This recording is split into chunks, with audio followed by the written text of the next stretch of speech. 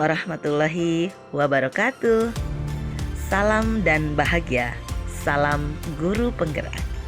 Saya Herli Susilawati, calon guru penggerak angkatan 9 dari SDN Jatake 4, Kota Tangerang.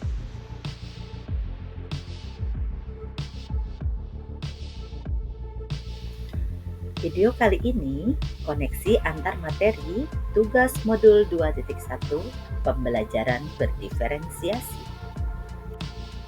Apa itu pembelajaran berdiferensiasi? Pembelajaran berdiferensiasi adalah usaha guru dalam menyesuaikan proses pembelajaran di kelas untuk memenuhi kebutuhan belajar individu murid. Artinya, pembelajaran berdiferensiasi adalah pembelajaran untuk mendukung semua murid di kelas kita. Maksud pernyataan tersebut apa ya? Ingat, semua anak itu unik dan mereka memiliki kelebihan dan kekurangan masing-masing.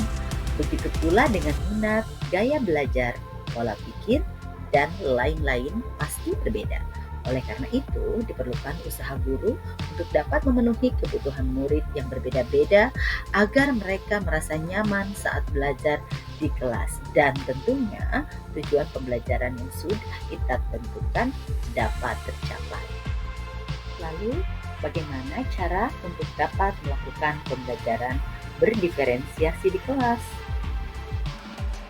Agar dapat melakukan pembelajaran berdiferensiasi, guru harus yang pertama memahami tujuan pembelajaran. Selanjutnya, mengetahui dan merespon kebutuhan belajar murid, menciptakan lingkungan belajar yang mengundang murid untuk belajar, melakukan manajemen kelas yang efektif, dan terakhir, melakukan penilaian berkelanjutan. Berkaitan dengan kebutuhan belajar murid, guru harus memahami 3 aspek berikut ini. Yang pertama, kesiapan belajar murid. Yang kedua, minat murid. Dan yang ketiga, profil belajar murid. Kesiapan belajar murid atau readiness.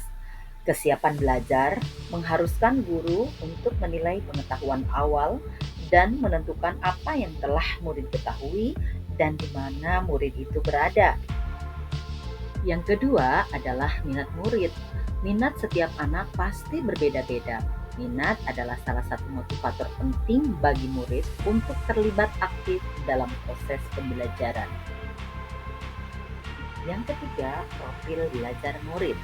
Profil belajar murid berkaitan dengan lingkungan, budaya, gaya belajar, dan kecerdasan majemuk, di mana kecerdasan ini berbeda antara satu anak dengan anak yang lainnya.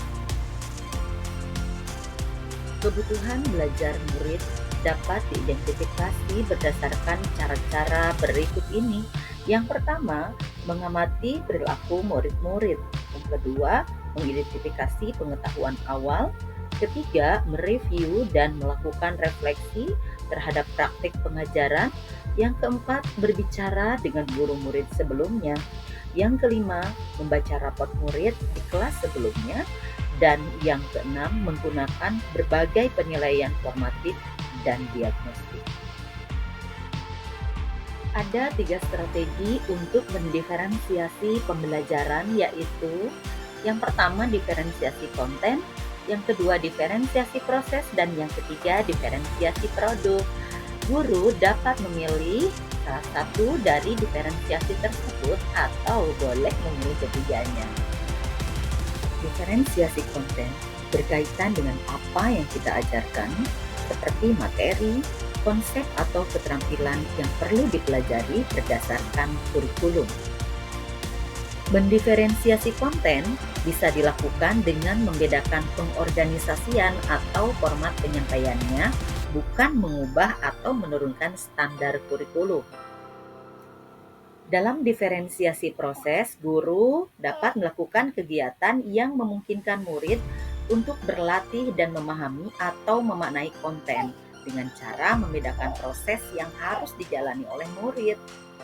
Yang ketiga, diferensiasi produk berupa bukti yang menunjukkan apa yang murid telah pahami dengan cara membedakan atau memodifikasi produk sebagai hasil belajar murid, hasil latihan, penerapan, dan pengembangan apa yang telah dipelajari.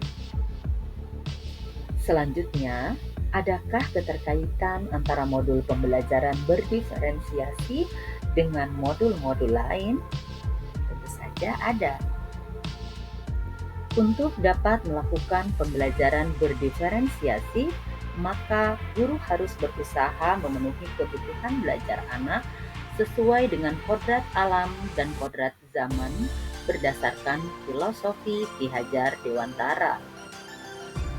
Dalam melakukan pembelajaran berdiferensiasi, seorang guru penggerak harus berpihak pada murid, reflektif, mandiri, kolaboratif, dan inovatif untuk menciptakan pembelajaran berdiferensiasi agar dapat memenuhi kebutuhan murid.